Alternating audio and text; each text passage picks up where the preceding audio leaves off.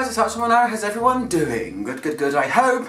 So recently I did my top 10 designer white florals, which I'll post a link to up here, but I also wanted to do my top 10 niche white florals. I want to do a lot more top 10 videos because it's nice to have a quick rundown of things and just to get an idea of what things are and just discuss some of my favourites and what I think are good. So I'll say at the beginning of what I said in my last video, I'll say the same thing. What constitutes a white floral? Well, yes, you guessed it. It's anything that showcases, contains or features mainly a white flower. Be that tuberose, orange blossom, jasmine, there's a couple of others that I can't remember because I'm already thinking about what I want to say, but there are tons of white flowers, and white florals to me are one of my favourite categories of fragrance. They tend to be quite bold, quite heady. I tend to like more modern white florals as opposed to vintage style ones, but there's such a big range when it comes to that style of fragrance. So go and check out my designer ones if you want, but for now, let's talk about my top 10 niche white floral fragrances. So I'm starting with possibly one of the weirdest and most unusual white flowers. It's sort of a challenging fragrance, and it's one that I discovered at the end of last year and fell in love with, and it's called Nuit de Bakelite by Naomi Goodsir. I have mentioned this a few times recently in a couple of videos. It's a very unconventional fragrance. When I first smelled it, I thought it smelled like a very sweaty, humid greenhouse in a very natural way. And Naomi Goodsir is not, I don't think, super popular known person. She's actually not the perfumer, she is the person that curates the collection. It's her line. She's actually a couture headpiece maker and a taxidermist. Get your head around that one. But Nuit de Bakelite features tuberose in a very unconventional way. It's quite waxy. It's as if a tuberose was growing right in the middle of a sweaty greenhouse. It's kind of humid smelling, and it's got leather in there, it's got angelica in there, it's got a lot of green vegetal kind of notes going on. And if you're a tuberose lover and you'd like to be a bit daring, try and seek out a sample of this one because it's on my list for a reason. It's not like anything I've smelled ever in my life. So that's the first one I want to talk about. The second one is this little bad boy. It's called A la Nuit and it's by Serge Lutens. This is a fragrance all about jasmine. It features 3 different types of jasmine, so this really is a white floral fragrance. Where Nuit de Bakelite has a lot of other stuff going on, this really showcases jasmine in a good way. It has a bit of spice in the beginning, and they call it a kind of, I describe it, and they call it, whoever they are, I don't know, but you know, that's what we say. Come to think of it, who's we? But this really features a lot of jasmine. It's a very crisp, crystalline sort of jasmine, and it has a bit of spice in the opening. It doesn't ever feel kind of watery. I've smelt a few jasmine soliflors by other brands that eventually kind of fizzle out and feel a little bit watery, where this one kind of holds on to it, and it really does showcase it in a lovely crisp way. It's not super indolic or weird or dirty. It's a very crisp jasmine. And A la Nuit, I think, is a nod to the fact that there are certain types of night blooming jasmine flowers out there. So I really like it. I'm going to wear it in spring a lot. I got it in winter, but I'm going to wear it in spring. It's a really nice one if you like jasmine.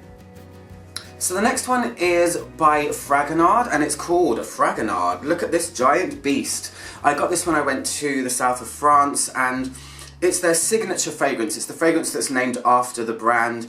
It features a lot of flowers in general, but it has a white floral feeling. It feels very throwback. It is likened a lot to Année Année by Cacharel, so if you like that fragrance, you might like this. I have reviewed all of these fragrances, by the way. I have to say that. You can go and search and check them out if you wish. But this one is a lot more complex. I think I might spray a bit on my hand, even though it's probably going to overtake. It's really strong. It's really affordable as well, depending on where you live, of course. Don't hold me to that. But this is so good. I mean, it really feels like a throwback thing. And if you know Année Année, like I said, you will probably, if you know and like Année Année, you'll probably like this one too. So it's centered around 3 white florals: honeysuckle, jasmine, and lily. So you really have this triple effect white floral. Honeysuckle to me always gives a little bit of a vintage feeling. Lily is just so polleny and gorgeous, and then jasmine, I'm guessing you know already, but it's a triple effect white floral that feels very, very quintessentially French, and I love it, and that's why it's on my list. And the fact that it's a giant and it's really cheap, so yeah. So the next fragrance I want to mention is Dossier by Diptyque. I bought this because I am a self-confessed tuberose whore. I love tuberose in all of its forms, usually more modern actually, that's a lie. I don't really like the vintagey style tuberoses. And the reason this is on my list is because if you've never smelled tuberose before, this is a great example of an unadulterated, unchanged, no frills, no fuss tuberose. It's pretty much a tuberose soliflor. It just smells of crisp tuberose flowers. And I got this one just as an example to myself, to remind myself of what tuberose smells like. It's very simple and just very clean lines, if that makes any sense. And I love it. I wear it in summer, not too much, but it just smells so unapologetically tuberosy. There's not much more I can say about that one, but I love it, and I love the bottle as well. I love the back as well as the front of the bottle. I think it's gorgeous. So the next one is another fragrance by Serge Lutens, and it's called Fleurs d'Oranger, Orange Blossom. I absolutely love Orange Blossom as well. It's such a gorgeous white floral. It has a kind of soapy edge, green facets, not as bold and in your face as tuberose, but this fragrance features tuberose as well. So this has jasmine, tuberose and orange blossom in it, paired together with some caraway and some rose as well. So it's got a kind of little bit of a spicy feeling. It's quite aggressive in the opening, but when it dries, you are left with a beautiful orange blossom fragrance that I think is perfect for spring and summer. And this one goes on my list because it's just a lovely orange blossom. Orange blossom I've smelled on its own in a fragrance. I've smelled fragrances that are completely pure orange blossomy. And I do personally think that it needs something else to back it up or just give it a little bit of a more of a dimension. And this fragrance is a good example of that for me. You can feel the spices in the opening, but yeah, eventually it kind of settles down into a nice, rich orange blossom that doesn't feel too soapy. So that's why it's on my list. The next one I want to mention is called Floricanto, and it's by Arquiste. It's another recent discovery of mine. This fragrance is inspired by an Aztec festival where they lay 5 flowers on an altar and burn them with Mexican incense. And it features tuberose mainly, but it also has marigold, it also has plumeria, or frangipani as it's also known, and it has, oh god, I'm racking my brains now, marigold, did I say that? Tuberose, jasmine, white flowers, marigold, plumeria, and one other that I can't remember right now. But it's a gorgeous, rich white floral with tuberose at the forefront, and they're just a lovely brand, really. It's just a touch of incense as well, so it's really nice, and the bottle is so gorgeous and nice to hold. So I wanted to add that as it's a new thing that I've discovered that's kind of gone on my want list. The next fragrance I want to mention is one that I gush about quite a bit actually, and it's Opus IX by Amouage. This one features jasmine in quite a heavy way, but this is a white floral taken down the dirty road.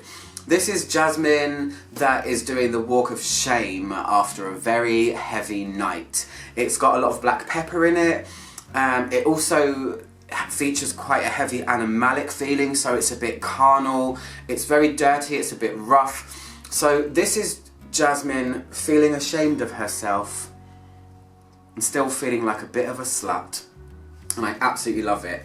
Short but sweet is the description of that one, but this one is a really cool, dirty, spicy, animalic jasmine fragrance. My favourite ever from Amouage.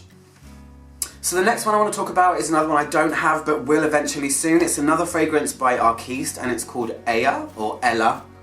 Aya if you want to pronounce it properly. And this features jasmine again, but this one is a completely different twist on jasmine where the fragrance is inspired by a sweaty nightclub in Acapulco in the 70s. And it's inspired by the perfumer's mum meeting his dad. He has a companion scent too called Elle. So this is jasmine rose. It has 2 animalic notes in it, civet, and it has castoreum. It also has a cigarette smoke accord in it. So this is another dirty Carnal Jasmine, but not as spicy as Opus IX. It's like a pretty feminine fragrance with just a bit of skankiness underneath, which makes it really, really interesting. It's one that I hope to buy eventually. If you like your jasmines dirty, this might be the one for you. It's totally polar opposite to Nuit by Serge Lutens, which is a crystalline clear jasmine. There's only 2 left. I'm leaving my favourite till last. They haven't really been in any order up until now. But the second to last one is Jasmine Cigarette. Jasmine S Cigarette by État Libre d'Orange. Don't let the name put you off. A lot of people have this preconceived notion that it's going to smell like an ashtray. I don't really think it does. It's more about a jasmine and tobacco combination. But not really a smoky, dirty, in-your-face cigarette, disgusting ashtray kind of thing. It's a French jasmine. It's quite a rough one. You can feel it straight away. État Libre d'Orange are quite provocative. It's really kind of cool in that way. And jasmine and tobacco in this one really feel like a good harmony to me. So it's another dirty jasmine. Jasmine can be dirty all on her own, but sometimes she's even more dirty.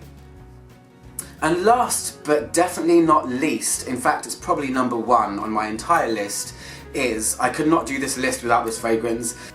It's Carnal Flower by Dominique Ropion. The perfumer is Dominique, sorry, this is so confusing, I'm getting too excited.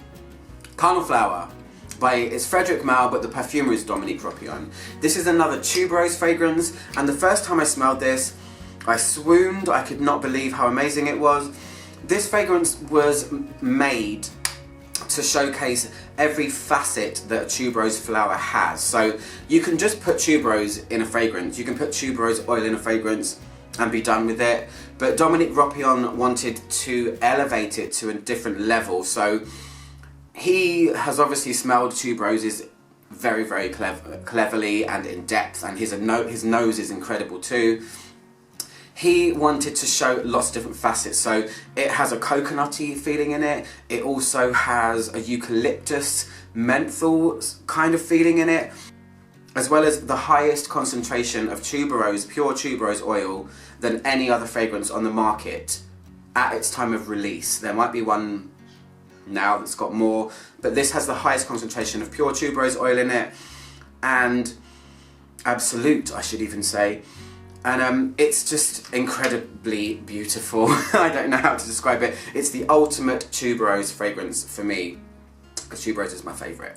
So anyway, I think I'm going to wear this today because I haven't worn anything today at all. Come to me. I want to wear this one. I haven't worn it for a really long time. I'm kind of waiting for spring. One more, it's fine. Anyway guys, that was my top 10 niche white floral fragrances. Expect a lot more videos like this. You guys seem to love lists. I don't know what's wrong with you. You're just all a bunch of weirdos. Anyway, click my logo down there to subscribe, and I'll see you guys soon for another video. Goodbye. I smell amazing.